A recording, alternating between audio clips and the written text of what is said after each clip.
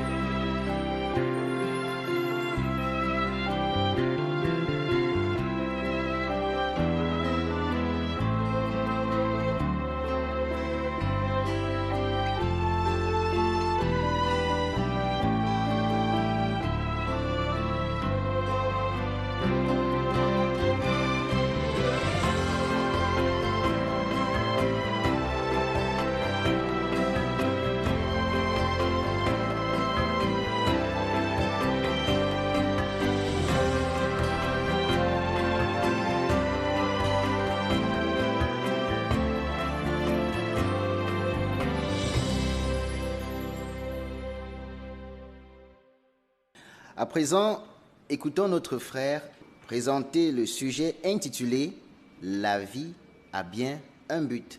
Frère, s'il te plaît. Un proverbe africain dit « Si tu ne sais pas où tu vas, sache quand même d'où tu viens ». Ce proverbe rappelle à chacun de nous que tôt ou tard, nous nous demandons toujours pourquoi est-ce que nous existons, que faisons-nous sur cette terre.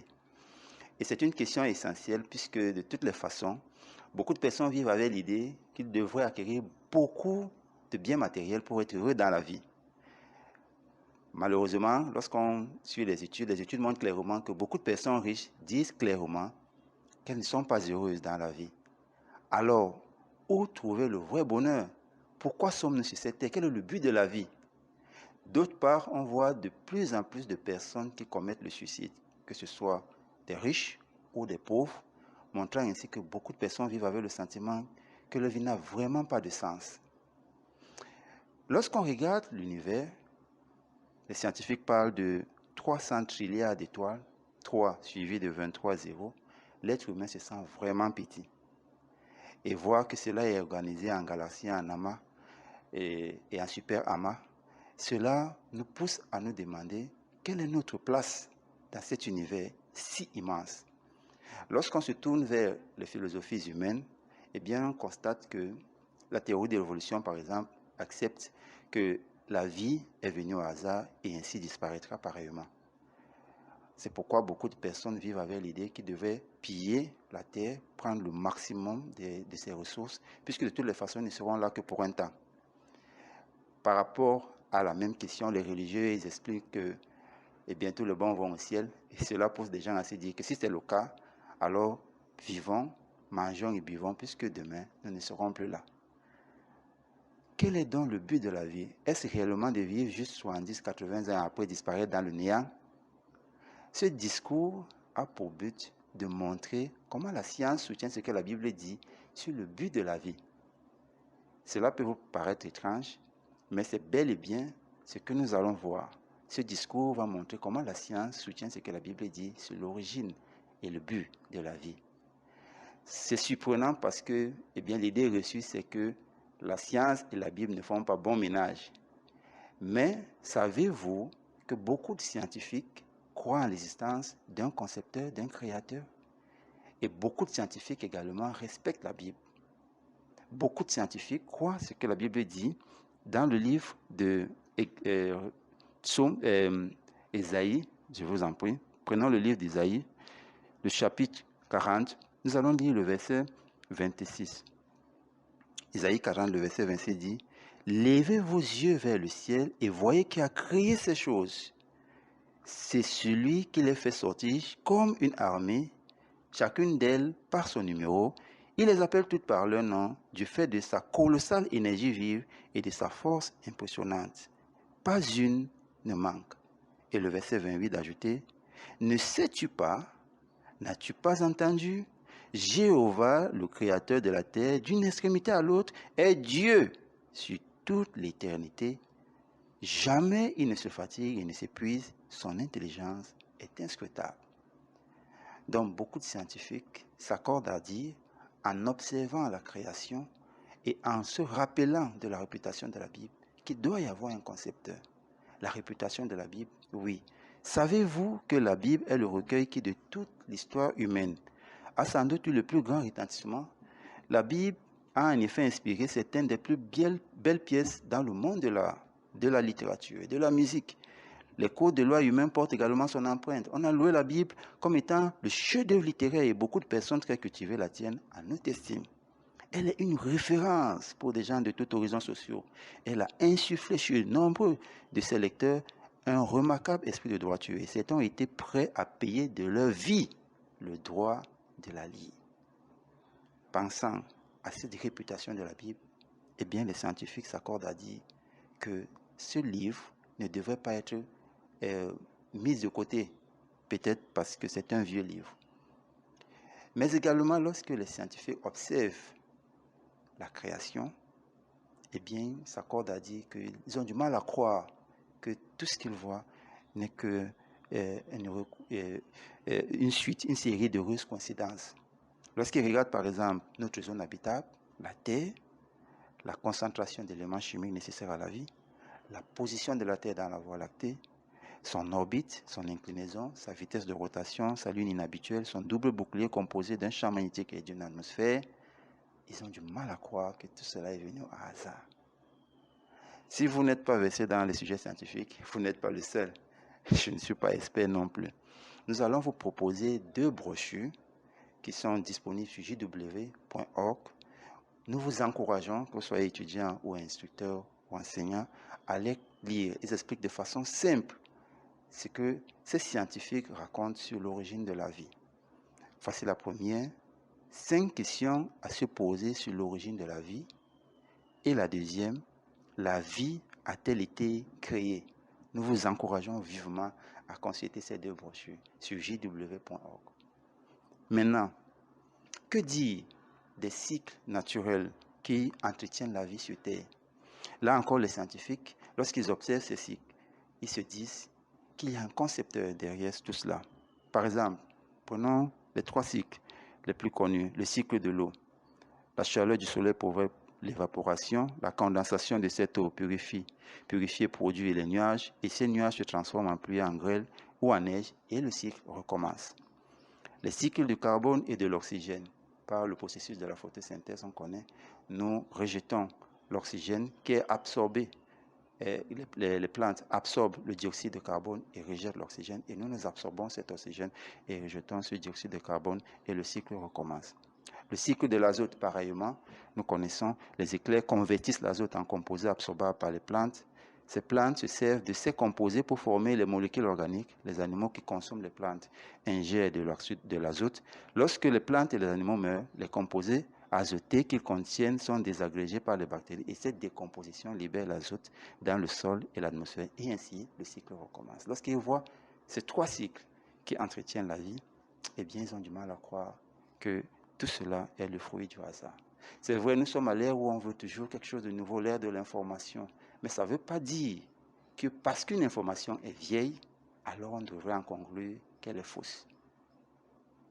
C'est vrai, l'information qui vient de la Bible est un vieux livre. Mais ce n'est pas parce cette information est vieille qu'elle est fausse. Parce que la vérité ne change pas. Ce qui a également poussé des personnes à se dire que la Bible et la science ne s'accordent pas, c'est justement à cause de l'interprétation parfois de certains théologiens qui se sont opposés aux découvertes scientifiques. Par exemple, lorsque la science a découvert que la Terre est ronde, eh bien, un théologien nommé Lactance s'est opposé à cette idée. Pourquoi? Si vous devez expliquer à un enfant que la Terre est ronde, peut-être vous vous servirez d'une orange. Généralement, c'est ce que nous faisons. Nous disons, eh bien, si la Terre est un globe ou une sphère, on pourrait la comparer à une orange. Et nous sommes des humains, une bûchette d'allumettes avec une tête. Et si donc, ces humains que nous sommes devraient vivre tout autour du globe, ça veut dire qu'on pourrait être soit ici, soit là, au niveau du centre de la Terre, ou alors on devrait se retrouver en dessous, par exemple, vers le sud. Or, si c'est le cas, et c'est ça la question de Lactance, voici la question qu'il pose. Si les humains devraient se retrouver dans cette position-ci, vivant sous le sud de la Terre, il dit, y a-t-il quelqu'un d'assez fou pour croire que les hommes marchent la tête en bas, que les arbres et les plantes poussent à l'envers et que la pluie, la neige et la grêle tombent de bas en haut? Parce que c'est effectivement ce qui devrait arriver si c'est le cas. Et donc, il s'est opposé à cette découverte scientifique-là. Pourtant, plusieurs années, des milliers d'années avant qu'il ne fasse cette découverte, la Bible disait clairement en Isaïe chapitre 40, le verset 22, ce que je vous invite à considérer. Isaïe 40, le verset 22, la Bible dit, « Dieu habite au-dessus du cercle de la terre, et ses habitants sont comme des sauterelles. Il étend le ciel comme une fine gaze. Il les déploie comme une toile de tente pour faire une habitation. » Oui, la Bible parle bien du cercle de la terre. Donc, la terre est un globe. C'est un cercle, on pourrait le dire ainsi. Et donc, les humains vivent dessus comme des fourmis. Et vous savez, les fourmis, lorsqu'ils vivent, ils vont dans tous les sens sans qu'ils ne s'en rendent même compte. Et pareillement, nous sommes sur cette terre, nous ne nous rendons pas compte de notre position, justement, à cause de la force de la gravité qui est invisible. C'est magnifique ce que Jéhovah fait là. Et non seulement la science le dit, mais la science montre que quoi? Que la Terre tourne autour d'elle-même. C'est pourquoi nous avons le jour et la nuit. Mais également, elle doit roter tout autour du Soleil. C'est pourquoi nous avons des saisons. Et nous ne nous en rendons pas compte. Vous imaginez la position que nous avons à l'heure actuelle et la Terre en train de se déplacer et nous ne nous en rendons pas compte. Lorsqu'ils regardent tout ça, ces scientifiques ont du mal à croire que cela n'est que le fruit du hasard. Donc, la Bible avait pourtant dit également, beaucoup d'années avant, en Job chapitre 26, le verset 7, que la terre est suspendue sur rien. C'est magnifique de savoir que la science soutient ce que la Bible avait dit plusieurs années avant au sujet de la terre. Maintenant, lorsqu'on parle de l'avenir, beaucoup de scientifiques se disent probablement que la terre disparaîtra comme elle est apparue d'après eux. Pourtant, la Bible dit clairement en Isaïe chapitre 45, le verset 18, ce qu'on va lire, il dit, « Car voici ce que dit Jéhovah, le Créateur du ciel, le vrai Dieu, celui qui a formé la terre, qui l'a faite et solidement établie, qui ne l'a pas créée pour rien, mais qui l'a formée pour être habitée. Je suis Jéhovah, il n'y en a pas d'autre. » Oui, la terre ne disparaîtra pas. La Bible promet qu'elle restera pour toujours. Voilà pourquoi ces scientifiques croient qu'il y a un concepteur, un créateur, et donc il y a un Dieu qui est derrière tout cela. Maintenant, que dire de l'évolution, de l'homme lui-même, son origine? Eh bien là encore, c'est une question qui embarrasse beaucoup ceux qui croient en la théorie de l'évolution, parce que lorsqu'il faut parler de ce sujet, généralement, on utilise des images, comme ces deux images-ci, qui montrent un peu comment est-ce que les animaux ont évolué, et on nous dit que l'homme est venu de l'animal pour évoluer jusqu'à l'état présent. Mais comme vous le savez, et si vous êtes un enseignant, vous savez très bien, et c'est ce que les scientifiques disent que la théorie de l'évolution n'est pas si difficile à expliquer, elle est si difficile à accepter. Elle n'est pas si difficile à accepter pour eux parce qu'il faut avoir un niveau intellectuel élevé. Par contre, beaucoup de scientifiques estiment également que la théorie de l'évolution n'est pas facile à accepter. Elle est difficile à expliquer puisque lorsque les scientifiques regardent les faits et les idées reçues, ils voient que les deux ne s'accordent pas. Surtout sur l'origine de la vie. Parce que l'homme dise que l'homme vient de l'animal, c'est une chose. Mais l'animal, lui, sa vie, d'où vient-elle? Et c'est ça une question très importante. Et c'est pourquoi beaucoup de scientifiques commencent à se dire que si on ne peut pas répondre à ces questions, alors nous sommes comme des parents.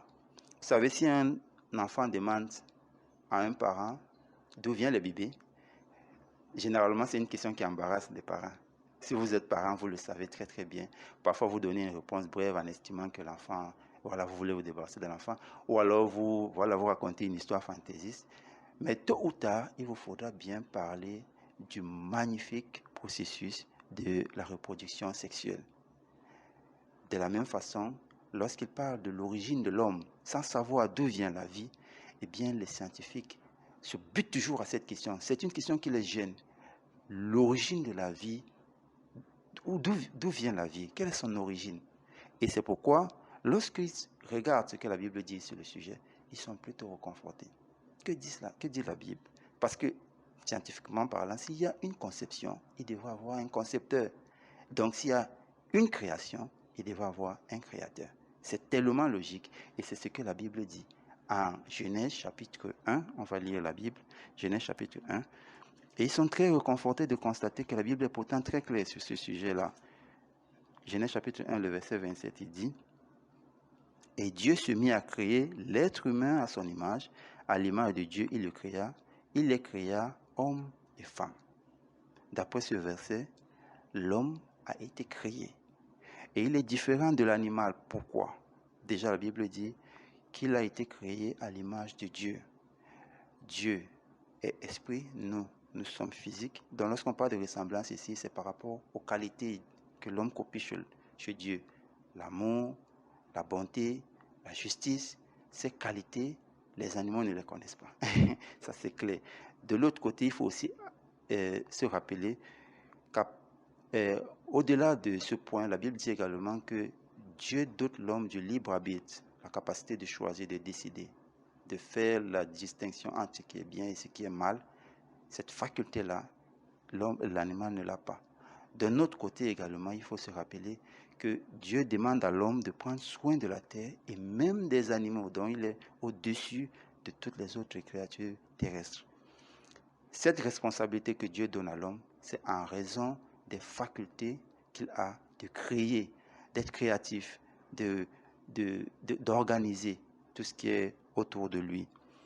Et cette responsabilité est en droite ligne avec sa relation personnelle qu'il doit avoir avec Dieu. En plaçant Adam dans le jardin d'Éden, Dieu voulait qu'il vive éternellement sur la terre qui devait être transformée en paradis. Donc, sa vie éternelle dépendait de ses relations personnelles avec Dieu qui était la source de sa vie. Dès qu'il coupe cette relation, eh bien, qu'est-ce qui s'est passé dans le cas d'Adam, qui n'a pas maintenu ses relations avec son Dieu? Il est mort et il a transmis l'imperfection et la mort à ses descendants.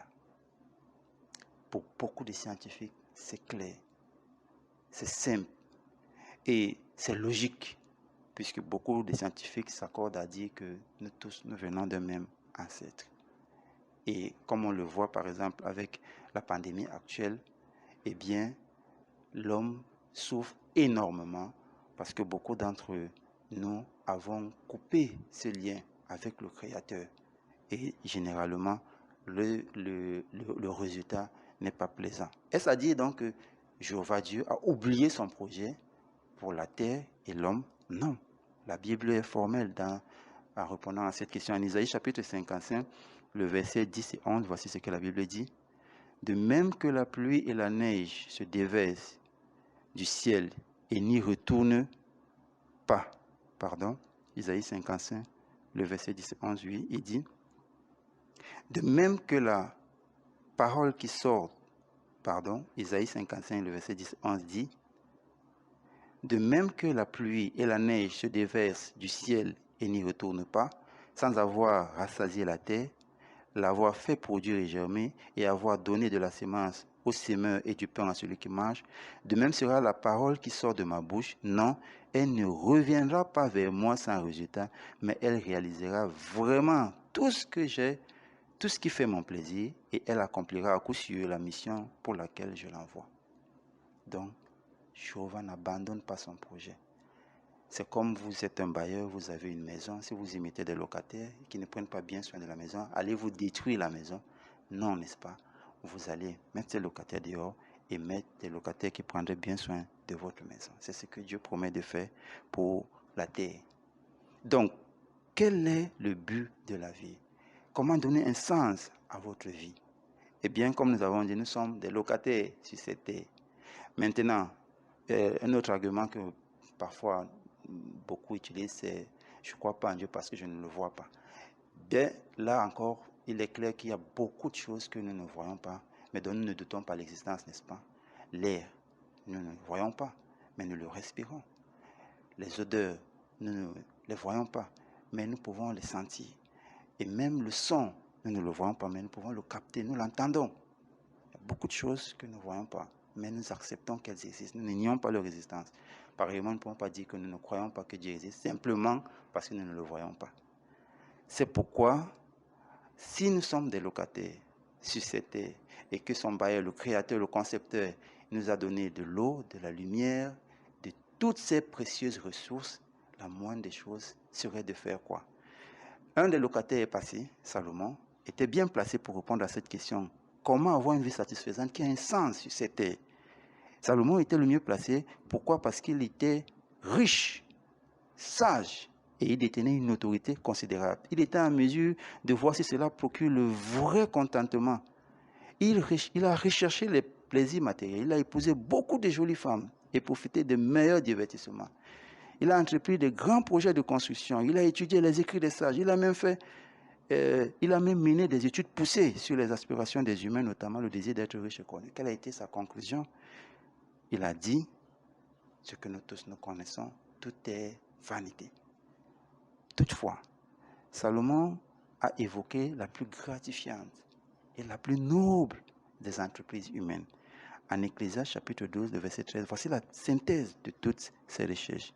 Ecclésiaste chapitre 12, le verset 13 dit, la conclusion de la chose, tout ayant été entendu, crains le vrai Dieu et obéis à ses commandements, car c'est là toute l'obligation de l'homme. Crains le vrai Dieu. Cela ne veut pas dire trembler à l'idée de comme un esclave devant son maître. Non, mais c'est de respecter Dieu, le Créateur, même si on ne le voit pas. On doit regarder tout ce qu'il fait et se dire, il y a quelqu'un au-dessus de tout ceci et qui mérite le respect en raison de son autorité et de sa majesté. Mais ce n'est pas qu'un sentiment, cette crainte. C'est une crainte salutaire qui se manifeste par des actes. C'est pourquoi Salomon continue en disant, obéis à ses commandements. S'il est le Créateur, alors il est comme un concepteur, un fabricant qui met quelque chose sur le marché, un produit, et il est en droit de dire comment utiliser ce produit, non seulement pour que ce produit fonctionne bien, mais également pour que nous en profitons au maximum. Donc, Jéhovah Dieu le Créateur connaît le meilleur mode de vie pour nous. Il connaît ce qui est bien pour nous. Et c'est pourquoi dans la Bible, il nous dit ce que nous devons faire pour être heureux, obéir à ses commandements. Et enfin, la Bible conclut en disant, c'est là toute l'obligation de l'homme. Toute l'obligation.